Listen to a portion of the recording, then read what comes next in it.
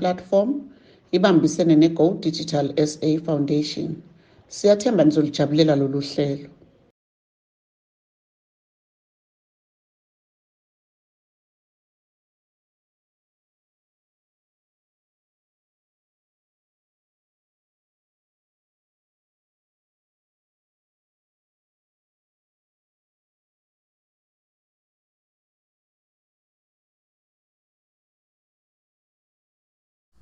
Sanibonani grade 12 igama Mr Mthembu we-geography.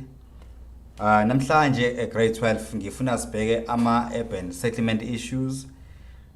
Last time mawukhumbula kahle senza ama-urban settlement discuss or define ukuthi ayini.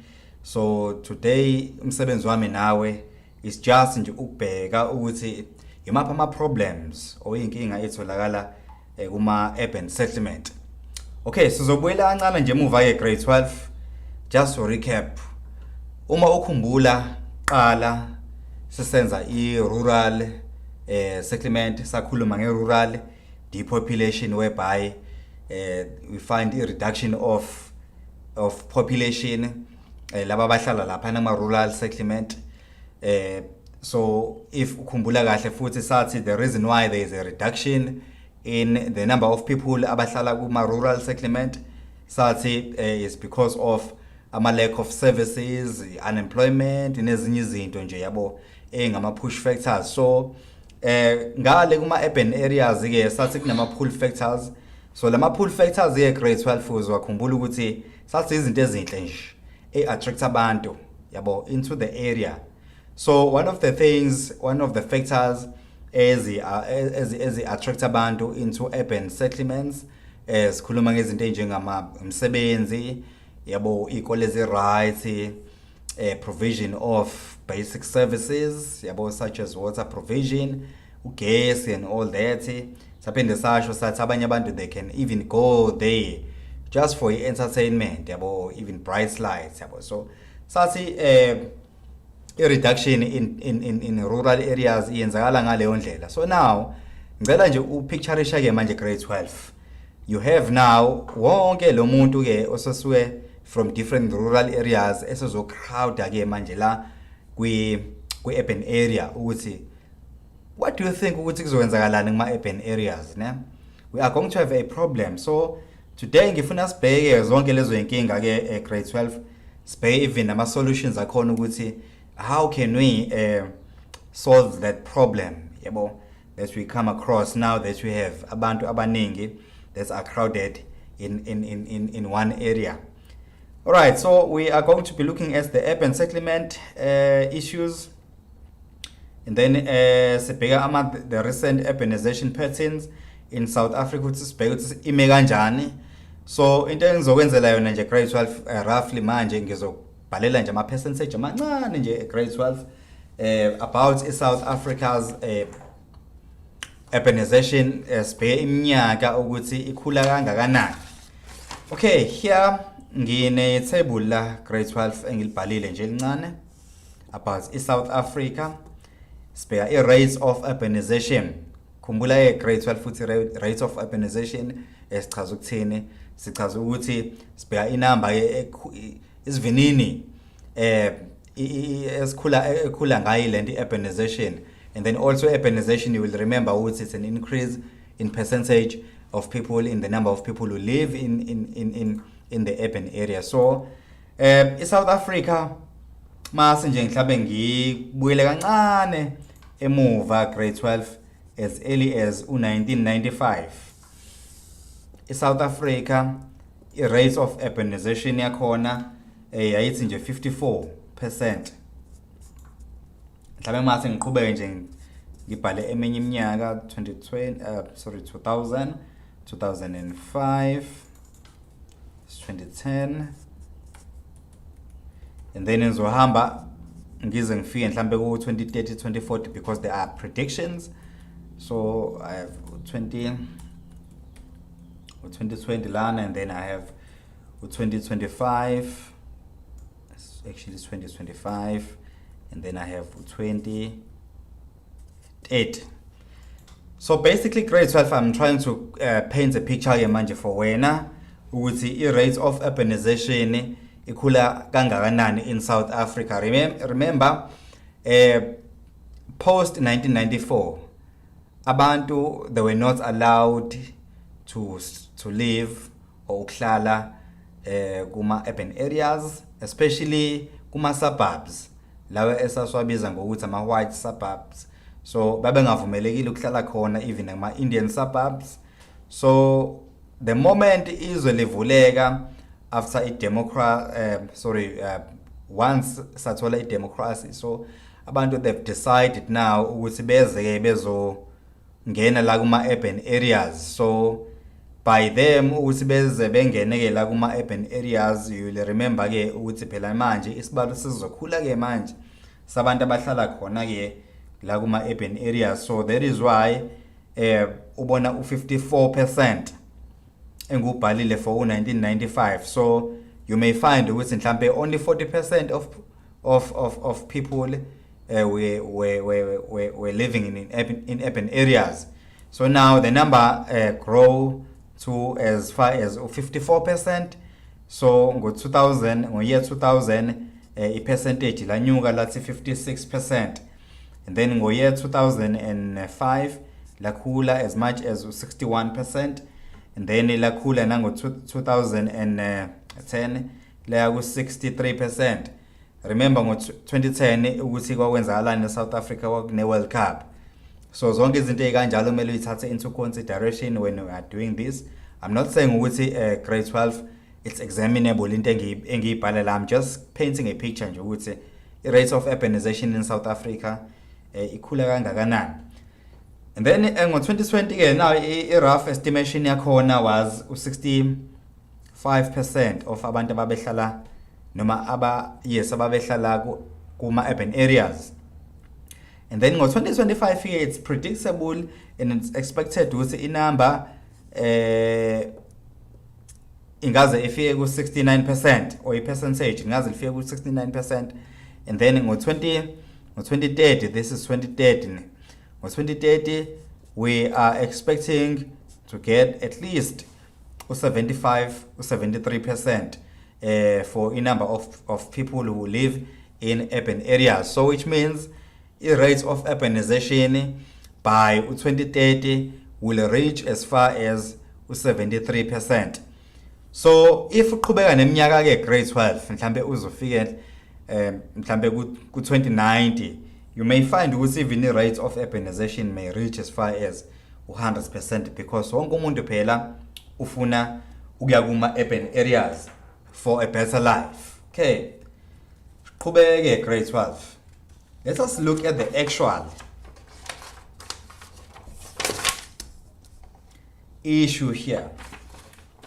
Khumbula ke grade 12 ukuthi la uma bonke abantu sebezocrowda endaweni eyodwa nje, ngizokwenzela i-example nje. Uma une class elincane and then unama students cishe mhlambe awu 10 for example, you won't have a problem in terms of providing stationary ama resources material okufunda. But the moment bethi 50 plus, yabo, bethi mhlambe 70 plus, we are going to have a problem now of providing stationery to all these learners, and then also not just to provide lama services,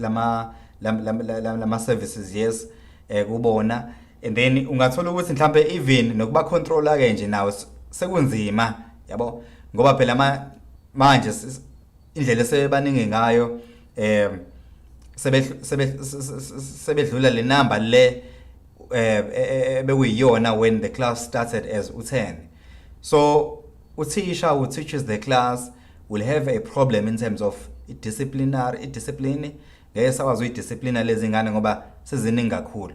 Kanjalo futhi even kuma urban areas ke, so abantu mase baningi kakhulu in a small area, umasipala ke manje will have a problem in terms of provide lama services ke manje to all of these people.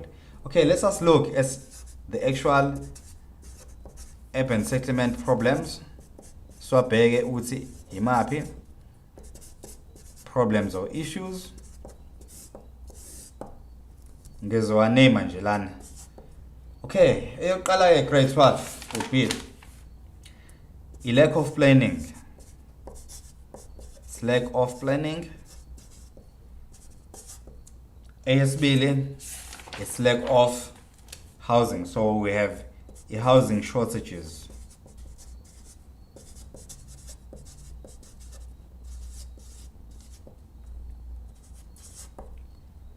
Then we by overcrowding.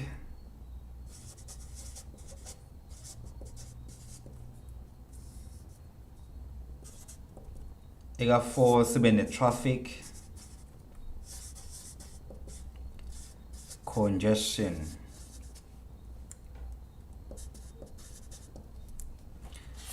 Right, then bese uyogcina ke is service provision. Ega 5, so it's service provision. Okay. Now, nanka ma problems that we come across in urban areas, in the cities, in the towns, when abantu bonke sebezocrowda kuleyo ndawo. So eyoqala say it's lack of planning, and then eyesibili it's housing shortages, eyesithathu it's overcrowding, eyes4 is traffic congestion, and then eyokugcina is service provision. So zonke ke lezi zinto grade 12 zibhekene nomasipala ke wendawo. So umasipala may not cope or ngeke ezekwazi ukulento ukuservisa bonke abantu bakhe ngendlela egculisekayo in his or in her city. So sizoqala nje ngo problem number 1 ke grade 12, which is lack of planning. I lack of planning la sibheke nje ukuthi how do you cater for people asebehlala la ku urban area ke. So a lack of planning is a problem number 1. So here we're looking at the informal settlement.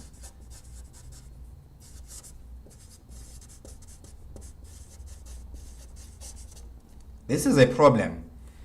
Now, informal settlement, how does it come about here, grade 12? Informal settlement, you will remember ukuthi ngalesi sikhathi senza i-urban depopulation sathi abantu mabefika kwi-urban area ngathothi mhlabe most of them, if not some, will not find umsebenzi, and then bese obviously they cannot build izindlu zabo. So they will use whatever they find around the city, around the urban area, ukwakha nje ilento i-shelter yabo. So ungathola mhlabe bakha ngezinto mhlambe like ranging from plastic yabo, from ama-cardboards and any material that can that could be found around, they can use it yabo just nje ukufihla ikhanda labo. And then also a lack of informal settlement is as a result of a shortage of housing. Izindlu ezazakhelwe abelungu in the past. You will remember ukuthi ama-city qala ayikhetharisha nje for abantu abamhlophe kuphela. So uma abantu abamnyama sebeza ke bezocrowda bonke ke manje in this small area, you will find ukuthi now we have a problem ke manje yabo of accommodating all of these people in this area. Now, there is a solution. A solution to this problem.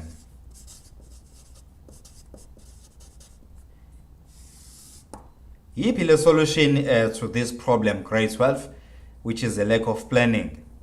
So government has decided now, ukuthi, you know what, to meet the demands of these people in terms of settlement wise, kumele ngibakhele izinto ezinjengama RDP yabo. So ilezi zindlu lezi ezomxhaso ezakhiwa uhulumeni just nje ukusupport abantu ukuthi so the bezokwazi ukulenda ukufihla ikhanda.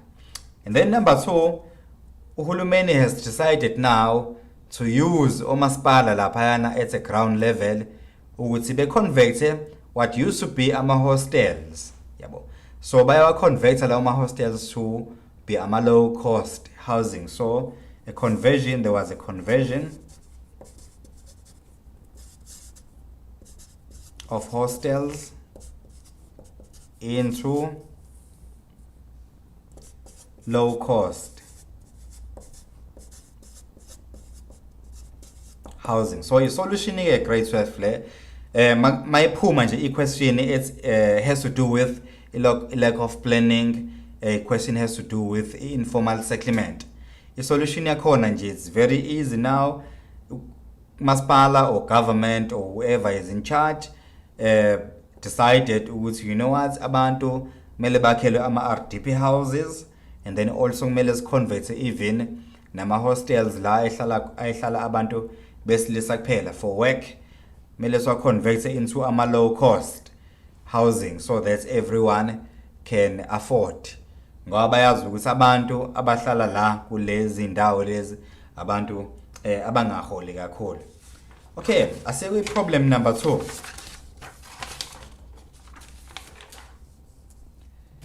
Okay, problem number 2 is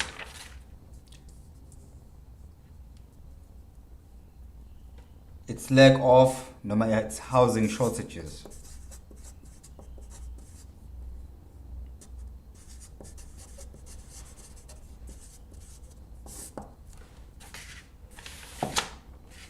Right. The housing shortage iyafana exactly the lack of planning, because the lack of planning resulted in informal settlement being built by people who are not employed, or even if they are employed, but balento lena imsebenzi yabo mncane. And then now we're housing shortages. Nakhona the government or the municipality is looking at building those people ama low cost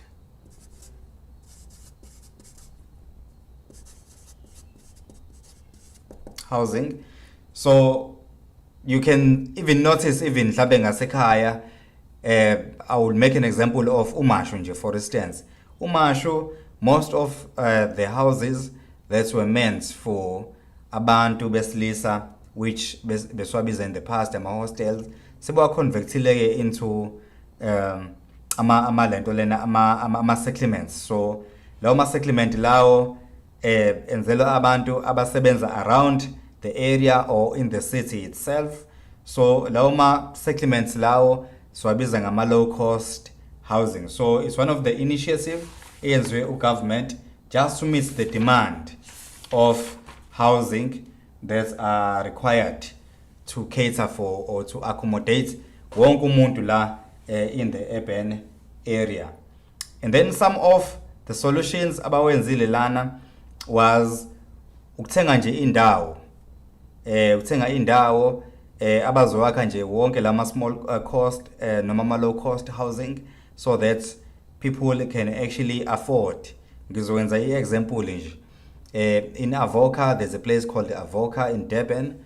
In Avoca, umasipala decided to work ama low cost housing in a form of a complex. So there's a complex lapayana, it's a gated complex.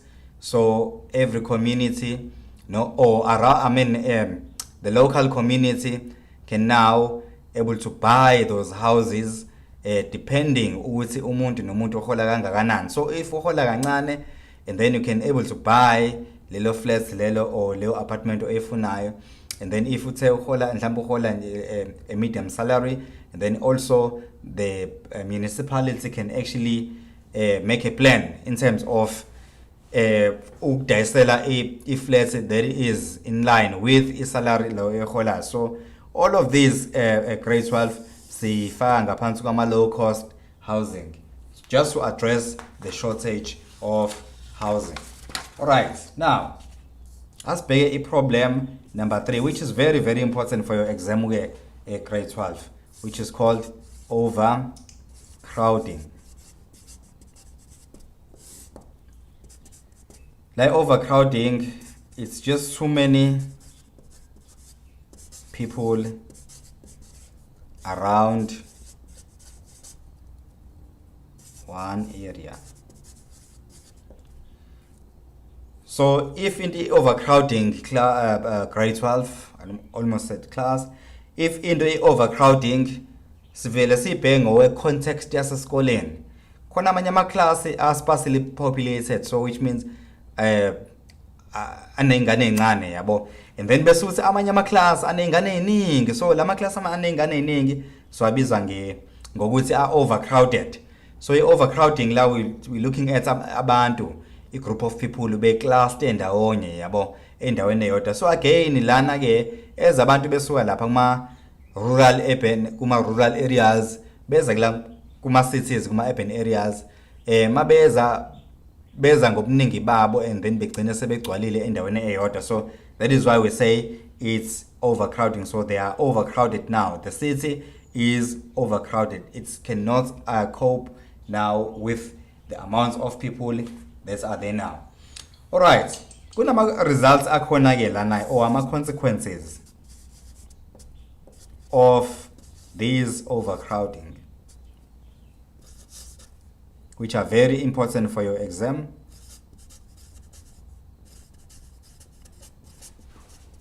Okay, consequences of overcrowding in urban settlement. Ngizocela nje siwaliste nje grade 12 lama consequences ngoba into abazoyenza ama examiners will ask you in a form of a paragraph. Bazocela nje bethi okay, define the concept, the term overcrowding, and then you define it, and then bese beyabuza ke ukuthi in a paragraph of approximately 8 lines, which is a paragraph esijwayele ukuyibona ke la kwa geography, explain what will be the consequences of overcrowding, and then this is how you answer it here grade 12. Okay, overcrowding siyazi vele ukuthi abantu basuke bebaningi ne endaweni eyodwa. So there will be an increase in demand.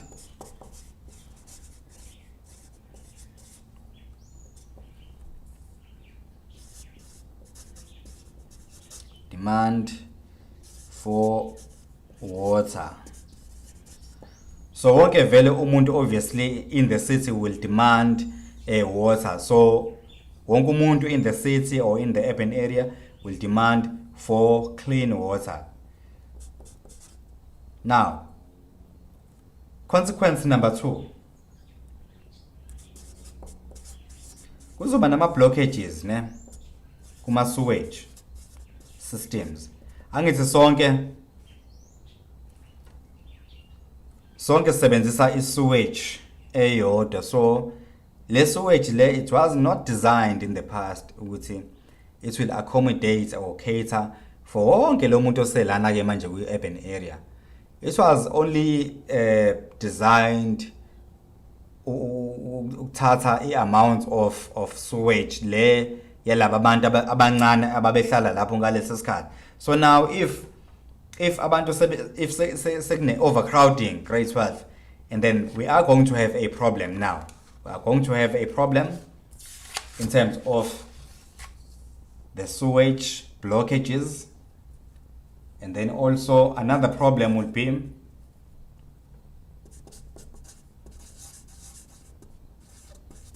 an ineffective waste rights removals. So ineffective waste removal grade 12, this point on its own nje, it will lead to land pollution.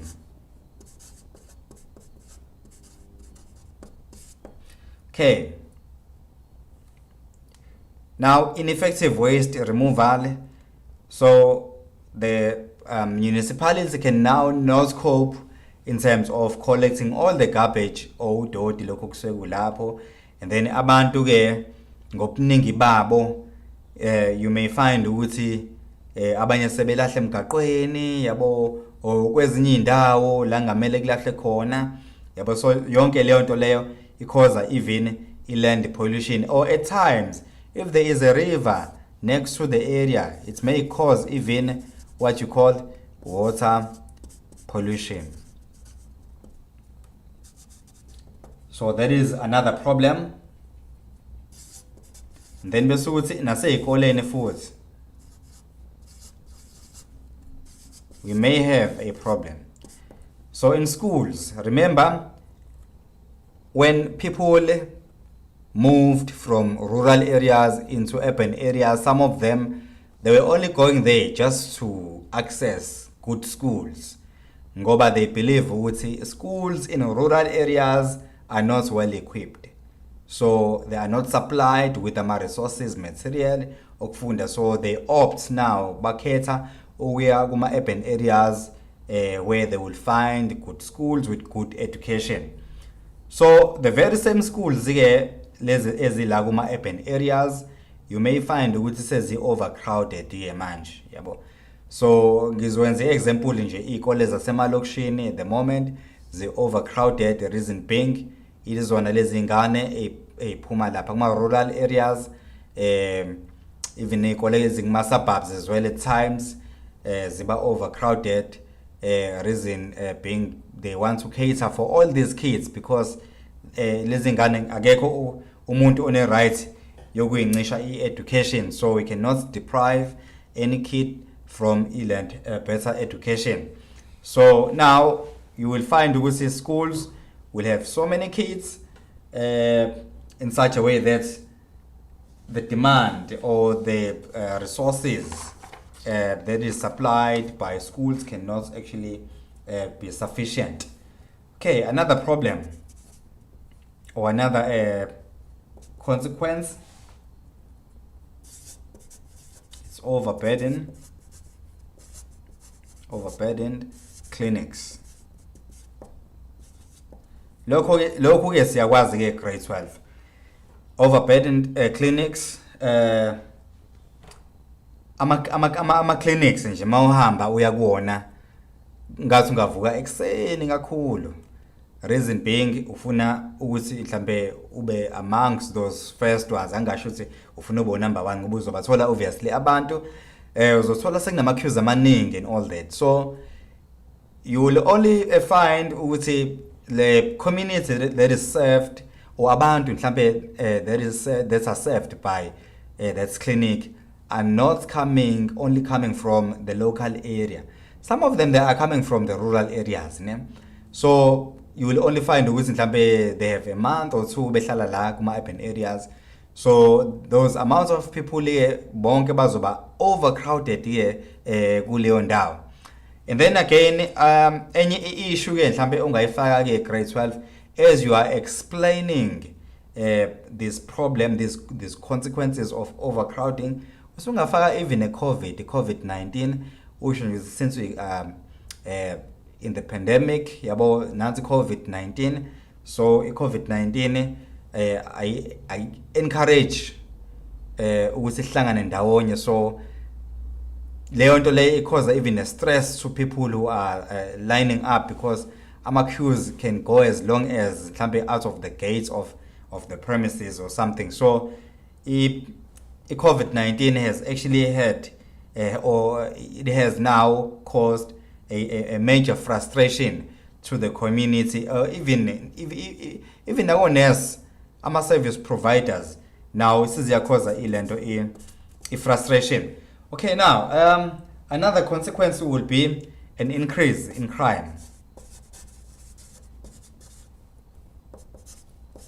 Increase in crime.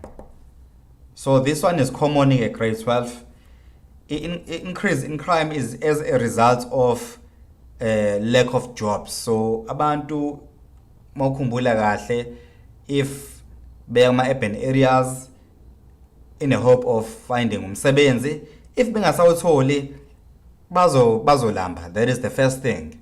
So the only way for them ukuthi bedle will be ukuthi bethole imali, and bazocabanga ukuthi bazoyithola kanjani le mali ngoba imisebenzi ayikho. So bazocabanga into elula ukuhamba nje ko pickpocket abantu lapha yana, o mhlambe ukuhlwitha mhlambe izikhwama lapha yana edrobheni, so that bezothola imali, or mhlambe bethatha ama cell phones bewadayisa so that bezothola imali bekwazi ukuthi belale bedlile. Even car hijackings, yabo, they are common because of the rise in unemployment, yabo. So abantu bafuna indlela elula nje yokuphila, abanye benza even ama house breaking. So yizo zonke izinto ke lezo driver abantu ke ne ukuthi benze all sorts of crime. Okay, the ones mhlambe a problem, mhlambe the last problem would be there will be a greater impact of disaster or disasters such as floods. Okay, there will be a greater impact of disasters such as floods and any other disasters. How does a flood affect abantu lapha when they are overcrowded? Remember, a space asikho njalo angithi in the urban area. That is the first thing. So space masingekho sokwakha in the urban area, abantu baze bakhe even nase eduze komfula la kwi 50-year flood line. So if bakha eduze komfula, if imfula igcwala and all that, you may find that their houses or shacks would be washed away.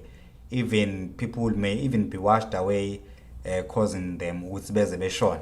So those problems are common, especially in townships like Alexandra in Joburg. So Alexandra in Joburg ihlezi naleyo nkinga leyokuthi makunetha nje kakhulu abantu laba abakhelene nomfula lapha yana izindlu zabo or ama shacks abo aba washed away. Yabo, so some of them they even lose their lives, yabo, or even their belongings.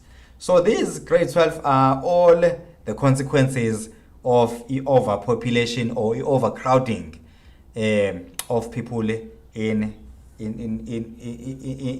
the urban areas. Okay, speaking traffic here, man, another problem, which is traffic congestion. Right, traffic congestion, grade 12, if they ask you to define it, it's just a cluster of cars in the road moving in one direction. So it's a slow movement of cars, especially during peak hours. Ngizobhala ama peak hours la ukuthi imapha ama peak hours and what do we mean about the peak hours. Okay, so this is a slow movement of cars moving in one direction. Right, so they will ask you in the exams to define traffic congestion. So this is how you are going to define this, or you can just say, it's just over concentration of cars in one area, especially in one lane, moving in the same direction, because maybe be specific. If you say it's just an over concentration of cars, or it's too many cars in one area, and then it's too many cars in one area only to find ukuthi zipakile lezo imoto in a parking lot. Okay, now traffic congestion, most of the time it occurs between 4 o'clock to 6 o'clock, and the examiner will ask you why specifically around these hours, 4 o'clock to 6 o'clock, and then you are going to tell them it's because people are coming from work. So most of the time abantu nje baphuma ngabo 4, baphuma ngabo 5, some baphuma ngabo 6 o'clock. So that is why we say traffic occurs around this time. And what do we call this time between 4 and 6 o'clock? So abizange peak hour or rush hour. Wonke umuntu usuke sejahe ukugoduka ekhaya. Okay, now, grade 12, another reason why we have a traffic congestion around this time here between 4 o'clock, 6 o'clock. It's simply because most businesses close around this time, or these times, around these times of peak. Okay, so once business is closed, wonke umuntu will rush home, regardless ukuthi we customer or umsebenzi wakhona. So wonke umuntu uzogibela emotweni and then bese eyahamba ke egoduka ekhaya. So as sonke sigoduka ke semakhaya, sizohlangana sonke emgaqweni sigcine sesikhoze what you call traffic. So that is why we say there's traffic congestion around 4 o'clock to 6 o'clock caused by lots of people coming from work, and some of them and some businesses close around this time. Now, what would be ama consequences manje of consequences of traffic congestion? Imaphi ama results e traffic congestion? So I mean, even nawe ngisho bethiwa uphuma mhlawumbe ukuthenga esitolo mhlawumbe edrobheni yabo, and usubuya around between 4 to 6 o'clock, once wangena nje kwi traffic, into yokuqala nje uba frustrated. So there will be frustration. So the frustration will rise, and then once waba ne frustration, especially to you ke manje as a driver ke, once waba ne frustration, people are short-tempered emgaqweni. So kugcina sekuba nalento esibiza ngokuthi road rage. So road rage is whereby people are fighting, so it's a road fight. Abantu sebeyalwa ke manje emgaqweni because abakwazi ukubekezelelana. So some are insulting, yabo. People will insult each other because they are all frustrated, yabo. So these are just consequences of traffic congestion. Abangakubuza ngayo kwi exam grade 12 ukuthi what will be the result now of traffic congestion to motorists. So once bathi kuma motorist, and then usuzosho ye uthi okay, it's frustration, this will lead to road rage, and then people will be insulting each other. And then at times you may find ukuthi kuba nama accidents as well, because people are rushing home now. It's either bumper to bumper accidents, or because of abantu phuthuma emakhaya, and then bazokhoza what you call accidents. So what should be the solution to all of this, grade 12? We need to have solutions to every problem. Solutions to traffic congestion.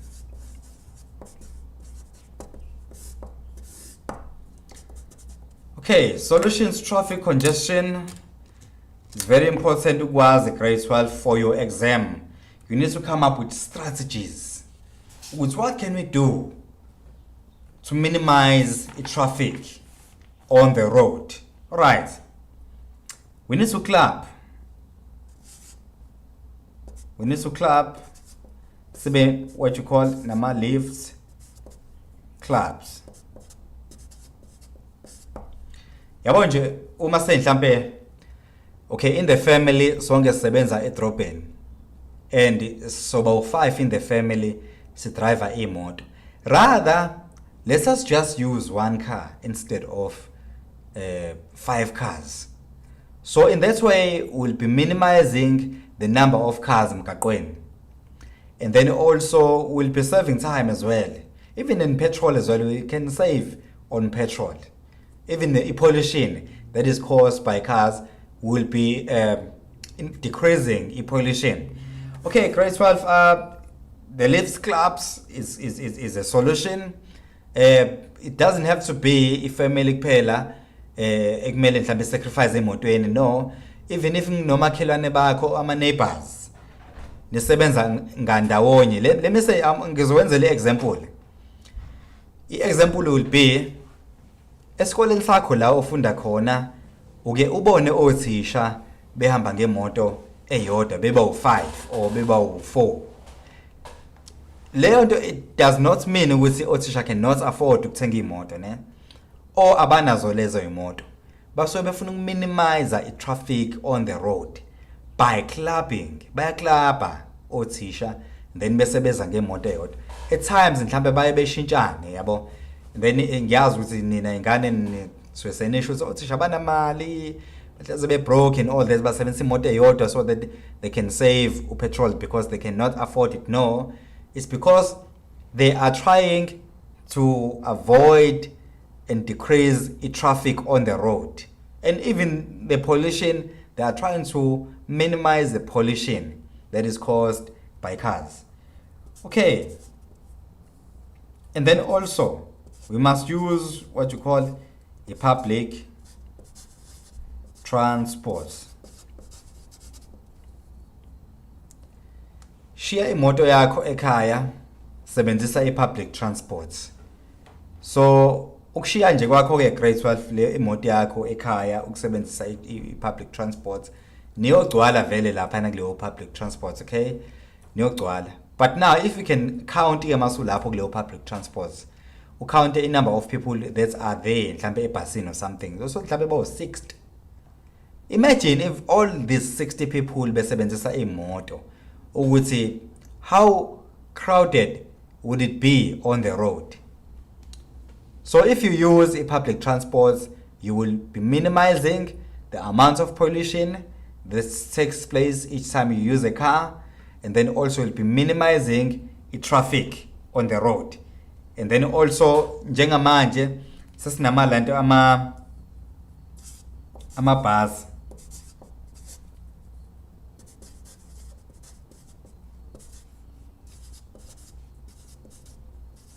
afola ngaphansi kwento esibiza nge-rapid transit system. So ama-rapid transit systems. Now la sibheke amabhasi lawa anjengo Rea Vaya o My City Bus in Cape Town, yabo. So My City Bus ine route yayo nje ehambela kuyona, ayidistebha mhlamba ama taxi o ilezi imoto ezincane isuka nje straight la eyakhona, noma isuka straight la isuka khona iye la efuna ukufika khona in no time. So by that it saves time. Okay, and then in Durban there is an introduction now, or there will be an introduction of yona le system esibiza rapid transit system esibiza ngokuthi Go Durban. So in a short while, in few years time, there will be a Go Durban buses azosuka nje where they come from, such as mhlambe kaMashu, Ntuzuma, aya straight go Pine Town, aya straight even asedrobheni. So by umasipala ngokwenza leyo nto kwawo, umasipala is trying to minimize the number of cars on the road.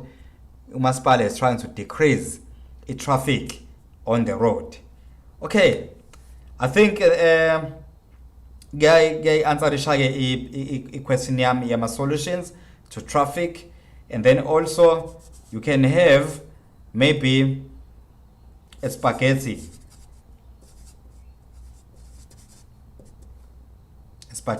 road whereby you have like too many bridges crossing.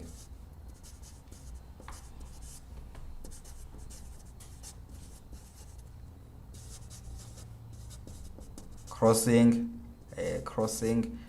one another. So ispaghetti ke leso. Ispaghetti nje ile migaqo le grade 12 le esuke ingama bridge amaningi ahamba across, yabo. So leyo nto sibiza nge-spaghetti.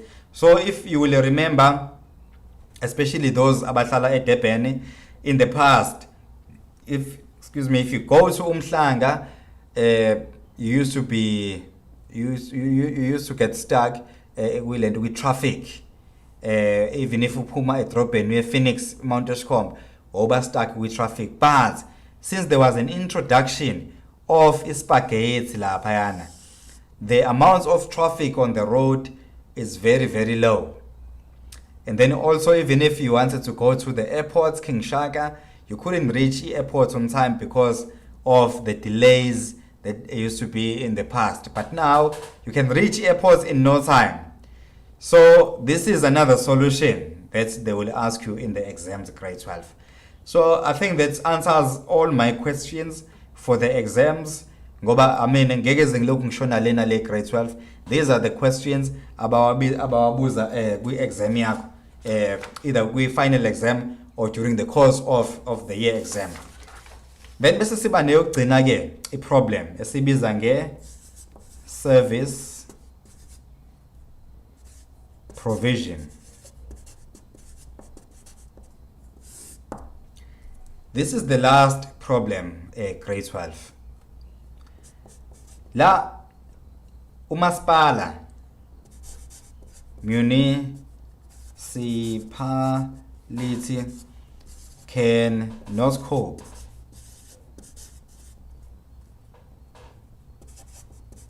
with the number of people who live in urban areas.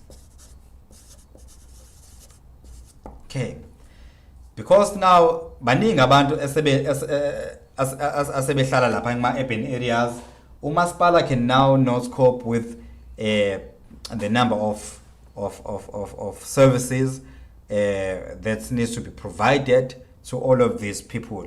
You may find ukuthi there will be a shortage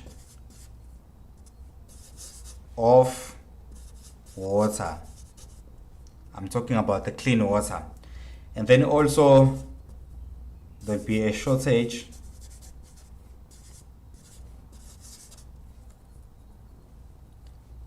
of power. Because in the urban areas, we're not only supplying power to residents, or to residential areas, but we also do businesses that require lots and lots of power. So we are looking at all of these problems in that way, grade 12. So I think that sums up yonke into about some problems that urban area comes across in terms of service provision. So the government now needs to have a strategy now with how do we cope? How do we actually manage to provide all the services to the community? I think a solution can be anything such as water schemes. If there is a shortage of water, we must build more reservoirs. We must have lots and lots of power stations in the area. So those are your solutions to a problem. I think we need to write it down. Solutions to service provision.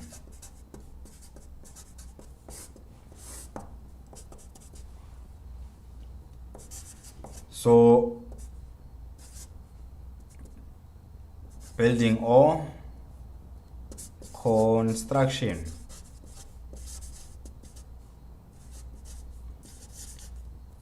of power stations so that it will cope with the demand of the power that is needed for the businesses as well as the residents ngoba nabo phela bayawudinga.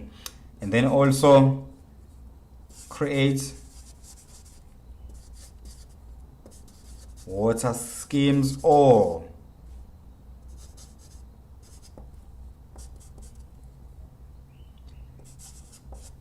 build new dams as well as reservoirs.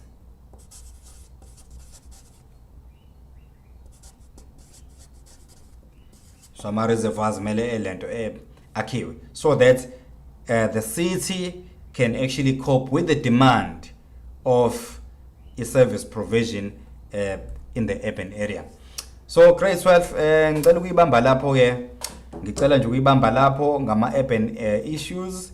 Kumele nje sazi grade 12 ukuthi whenever we come across with a question yama urban issues, especially urban settlement issues, kumele sazi nje ukuthi izinto ehlezi sibona la eminyango yabo, issues of crime, masambe sedrobheni, issues of crime, yabo, issues of housing shortages, siyasibona imkhukhu lapha yakhiwe. So our thinking, it has to be around that, yabo, leyo context. And then solutions, we need to be strategic manje ukuthi okay, now we have shelters, what do we need to do to curb noma to do away with our shelters? The municipality needs to build houses, yabo. So what do we need to do with the traffic congestion? What solutions can you provide? We need to have rapid transport systems in place, such as the Go Durban, such as the My City bus and all this, so that we minimize the traffic. We need to club, since ama lifts clubs, yabo. If you are too many of us in the family or singomakhelwane using different cars, kumele club esebenzise imoto eyodwa. So in that way we'll be minimizing the amount of pollution that is emitted by cars, and then also will be decreasing traffic on the road. So ngizoyibamba lapho nje grade 12 for now until size sibonane ngokuzayo, nibe nesikhathi esihle, nifunde for your exams. Thank you. Ningakhohlwa ukuthi nisengathokozela ezinye izifundo eziyisithupha kanye nezengeziwe i-learner wellness, i-career guidance kanye ne-advanced program. Hlanganyela nathi kwizifundo ezi-online ku-068 151 1072 noma ku-GoDigi@godigitalsa.today. Siyabonga.